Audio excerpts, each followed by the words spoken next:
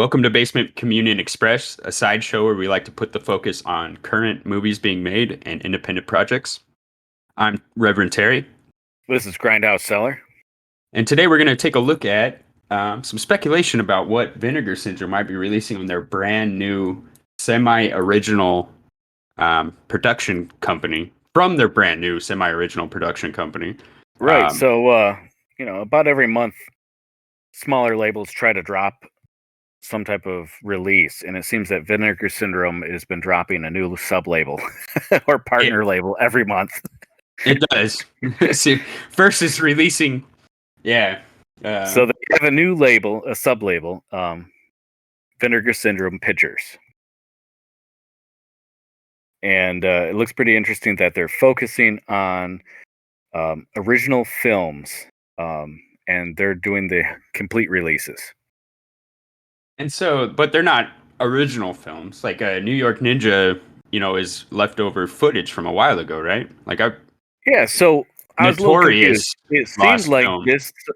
Oh, sorry. It seemed like this sub-label was to find shelved films and to finish them and get them out into the public, which is what they're doing with their first release. Though they have announced the second release, which surprised me because that's very different. It's 2021 Censor. Yeah, which is already made, produced, and everything. So that could be like I've already seen that film. So that's surprising. It doesn't quite fit this mold, but it does seem that they had a hand in that since they culled material from Vinegar Syndrome's archives to use in the movie Censor. Yeah, so maybe they were part of the production to begin with. Right. Which would make sense. It does make sense, yeah. And so with the New York Ninja, so that one, and I really don't know, maybe you know a little more there, how much of that film was there. I know everything was filmed for that. Yeah, so on their release it says that they have all the original raw footage. So I don't know if you'd consider that not even to the work print phase, but they found the footage, but none of the sound elements. All the sound elements were lost. Okay. So there was no sound. So all sound would have to be re-recorded. Right. So it sounds like they painstakingly went through and re-recorded all the sound. I don't know if that is just dialogue alone or sound effects, soundtrack. It has a new soundtrack. So yes, it sounds like all sound elements. Okay. But what we came here tonight to talk about was to kind of speculate or guess about what might be the next film they take off the shelf and complete. Right. And Censor kind of throws a little bit of a wrench in that idea, but Vinegar Syndrome has in their catalog quite a few Roberta Findlay films. And I'm thinking that the next film on this label after Censor might be one of hers, another unfinished film, which fits it. It's shot on film and unfinished. Yeah. So, and again, a little bit of a notoriously unfinished film. We have heard about it quite a bit. I can't even remember the first time I heard about it, but last time me and you were kind of going on a weird quest for Roberta films. It came up like multiple times when I was trying to hunt things down, almost to the point where you thought maybe it might just pop up somewhere on the internet or something. Right. Like one day we just find it and it would be like, some holy games shit. You might find it. Yeah. But no. As far as anyone knows, it's incomplete. But there does exist some what do you call it? Some screen caps of it or production material. But no, other than that, it's not around. The film we're speaking of is 1989's Band. Oh yeah, I thought we already said that. Sorry. Yeah, 1989's Band. And who's in it? There's somebody. It's a punk movie. Yeah, and one of our favorites of the show, Debbie Rochon, is in it. That's right. All-time favorite here at Basement Communion. One of our favorite people. Really one of the coolest people and a legend for my era. For our era. So cool. It'd be really cool to see something that early from her too. And the thought that this may be happening is she posted on social media that she did some interviews regarding the movie recently. Yeah, and even Within the month. it kind of implied that she was doing it for some kind of release. And that was a little while ago. That was damn near 6 months ago or more that I first heard that on Twitter. She was talking about, you better, like, you know what? I wish I could find the post. I looked for it today and it wasn't there. But it was that same image she shared on Instagram. And it was just kind of telling people that they should be aware of this unreleased film, which kind of indicated and it was so on coming. Instagram, she mentioned that the film was shot in 88, 89, and they found it in the Do Art Labs. Yeah, which is pretty amazing. And Absolutely. if anything was going to put that out, it would be Vinegar Syndrome's new label. It sounds like a perfect fit where they would have to complete a lot of it to get it out. Yeah, and that's the kind of thing I think they'll be going forward with. So it's a good fit. I was talking with someone recently about an unfinished film by Jess Franco, and they mentioned, hey, maybe that'd be a good fit. And I brought up the fact that only a work print exists and it's on tape. So I don't think that would be the type of thing they're going for. They seem to be wanting to working with film only. I've actually seen multiple times. One of the people that work at Vinegar Syndrome, that multiple times has said that they do not do shot on tape films or shot on video films. Yeah, that's I guess beneath them. Yeah, but not us. No, of course not. That's one of my favorite things ever. People are still putting out newly found shot on video. Yeah, we'll give a huge shout out to SRS Cinema for locating all those shot on video films and pumping them out, because 100 gold stars for that. Because actually, I just watched Garden Tool Massacre, nice, which had no release as well, as far as I knew before that. And it was, again, you got to give a lot of respect for finding those SOB. But that's that's off track for sure. But they're but yeah, there's people still keeping that alive. Also, Intervision and alternative cinema. Yeah, that's what I was gonna say. Intervision, alternative cinema. Although they like to run my pockets pretty hard. But yeah, no, I think, and GrindhouseCellar approached me with that and said, this is what I think this will be, and I instantly thought of that post that Debbie had made on Twitter. And I reblogged the shit out of it, because again, that was when me and you were kind of just doing like this crazy hunt for every Roberta film we could find. Like we were on like a crazy hunt. We were looking for something specific, and then it just kind of turned into this like what can we find out there? Yeah, this snowball of like finding her films and films that she was in. And so it was and that, again, that's how Band just kept coming up over and over. Yeah. And it was kind of stuck on my mind, especially because the picture Debbie Rochon showed, it looked like pre-trauma. Trauma. It was very, or not pre-trauma, I guess, but like very, very trauma-esque. Like it looked like one of the gangs in like the original Trauma films. Class of Nukem High. Yeah. And we've all seen a version of the cover or like the poster or something floating around. Right. And again, that's kind of why I always thought it would pop up. Like I thought it was just somewhere. Like, I don't have faith in that, because I have posters for movies that have been non-existent for 50 plus years. Like, oh, that's definitely true. There's some sketchy people that would take films and just destroy them for the silver content and write them off as losses and take the money from that. And so, unfortunately, there's posters out there for movies that do not exist, which sucks. That we'll never see. Fingers crossed that they'll be found, but yeah, unfortunately, there you go. Somebody out there committed blasphemy on a lot of films, and they're gone forever. But with this one, we've had several indications that it's not, including Debbie Rochon. going over it. And if that was to be the Vinegar Syndrome release, that would be pretty amazing. Yeah. One, because it's hard to fill up your Roberta Finlay collection. It's like impossible to do that. Not impossible. Right. They've put out several, but it's difficult to find some of them. Yeah. And it would be nice to, kind of get the ball rolling on that.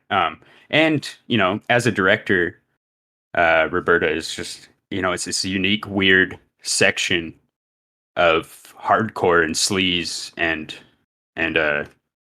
grindhouse films that I just kind of, I always want more of, because it just, Tenet is such like a odd mood for me, that I just want more of it. It's almost like a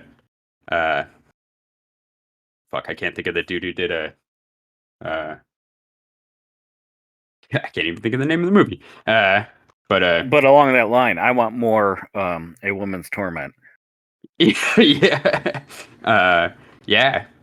But no, yeah. And I think that would be great. So we just kind of wanted to put that out there, get our hat in the ring there for what they would be putting out next. I also think that they'd be really shooting themselves in the pants if they did not make a bootleg I Love the New York Ninja t-shirt like you see in the trailer.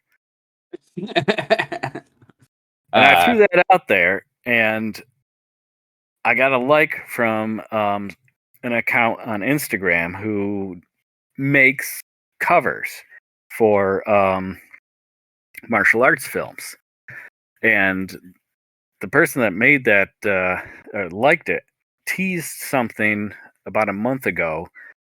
They were drawing something with shurikens on it, throwing stars, that they were going to be working with Vinegar Syndrome in the future. So I'm not sure if they're going to be feasibly doing a t-shirt for this movie, or if Vinegar Syndrome has another martial arts movie up their sleeve.